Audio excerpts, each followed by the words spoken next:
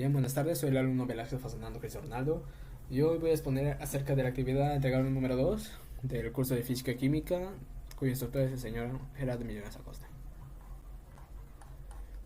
Y bien, la situación nos da a conocer sobre que se desea levantar un automóvil cuya masa es 1,2 toneladas con una presa hidráulica, así como se muestra en la figura. Y de datos nos dan este que el radio del pistón pequeño es de 50 centímetros, que transformado a metros es 0,5, y el, el radio del pistón grande es 2,5 metros. Y bien, lo que nos preguntan en la situación es qué fuerza F1 se deberá aplicar en el émbolo más pequeño, cuyo radio es de 50 centímetros o 0,5 metros, para poder levantar el auto. Y también nos preguntan o nos solicitan calcular la presión ejercida en el pistón 1, así también como la presión ejercida en el pistón 2. Bien, en los objetivos para poder resolver esta situación es hallar las áreas correspondientes a cada pistón, así también como hallar la fuerza del émbolo mayor y consiguientemente del émbolo menor. Y como tercer objetivo tenemos que ser hallar las presiones ejercidas en ambos émbolos.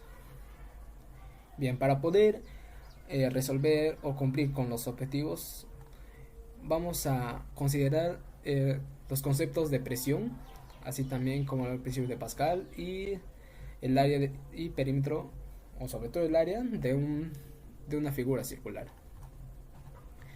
En la presión nos dictan que la presión es una magnitud escalar física presentada con el símbolo P, que tiene una fuerza de acción continua y en una superficie sobre la cual actúa.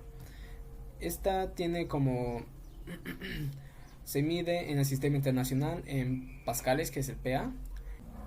Para poder hallar la presión se utiliza la fuerza con la cual se aplica sobre o dividido entre la superficie sobre la cual actúa esta fuerza.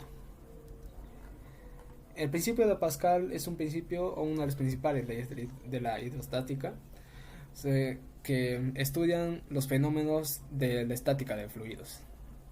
Y bueno, esta ley o principio que nos dicta Blaise Pascal es una ley que establece que la fuerza aplicada en la superficie de un fluido en reposo, es decir, la velocidad de sus partículas en cero, es incomprensible y se transmite con la misma intensidad en todas las direcciones de dicha sustancia, siempre que el recipiente en el que se encuentre no se deforme. Es decir, si se aplica una fuerza hacia un cuerpo líquido, en este caso, que es fluyente, la fuerza con la cual se va a desplazar en el líquido va a ser la misma en diferentes direcciones. Y bien, para calcular en sí la presión con la cual actúa es fuerza 1 sobre el área o la superficie con la cual se aplica en esta misma, es igual a la fuerza 2 sobre el área 2 de la segunda superficie. Así. Y bien, tenemos ahí. Y bien, y para poder calcular el área de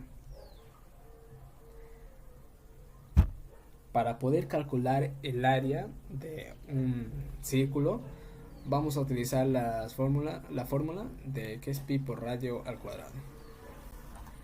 Ya dados los datos, vamos a calcular el área de cada pistón con la fórmula del círculo de pi por radio al cuadrado. ¿Por qué? Porque en sí el pistón tiene una forma circular y sobre la cual se va a aplicar la presión. Y bien, para calcular el área del pistón 1 vamos a utilizar 0,5 metros ya convertidos, que era 50 centímetros al principio. Y al final el área del pistón 1 nos sale que es 0,785 metros cuadrados. Al igual que en la primera, vamos a calcular el área del pistón 2, que es 2,5 metros.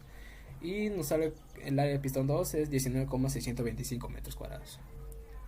Luego calculamos las fuerzas. Para poder hallar las fuerzas vamos a calcular la fuerza es igual a la masa por la gravedad. En este caso la gravedad es de 10 metros por segundo y la masa del auto, que es 1,2 toneladas, convertido a kilogramos es 1200 kilogramos. Multiplicamos ambas fuerzas para ambas magnitudes para poder hallar la fuerza y nos sale que es 12.000 newtons.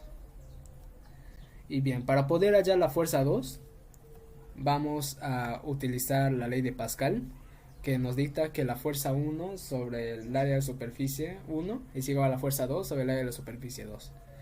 Así que vamos a reemplazar que el área de la superficie 2 representa 12.000 newtons, que es igual a kilogramos por metros por sobre segundo al cuadrado, sobre el área del pistón 1, que es 0,785 metros cuadrados, igualado a la fuerza 2 que vamos allá, sobre el área del pistón 2, que es 19,625 metros cuadrados.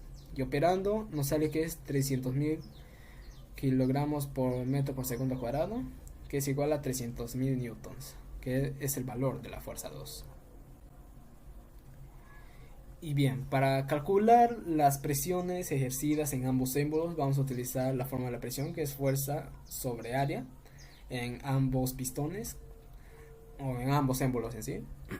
Y bien, en el émbolo 1 vamos a calcular la fuerza representa a 12.000 newtons sobre el área del pistón 2, que es 785 metros cuadrados, y al final nos sale que es 15.286,62 pascales. En la presión 2 vamos a calcular la fuerza del pistón o del émbolo 2, que es 300.000 newtons sobre el área del pistón 2, que es 19,625 newtons, y al igual que la presión 1 nos sale que es 15.286,62 pascales.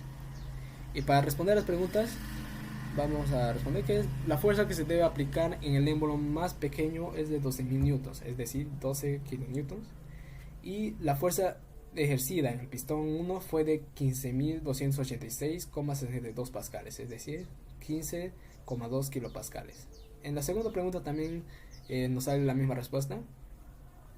Y bueno, como bien sabemos, para concluir en sí, podemos concluir que la fuerza de presión ejercida en ambos émbolos es de la misma cantidad, por lo tanto se llega a cumplir el principio de Pascal.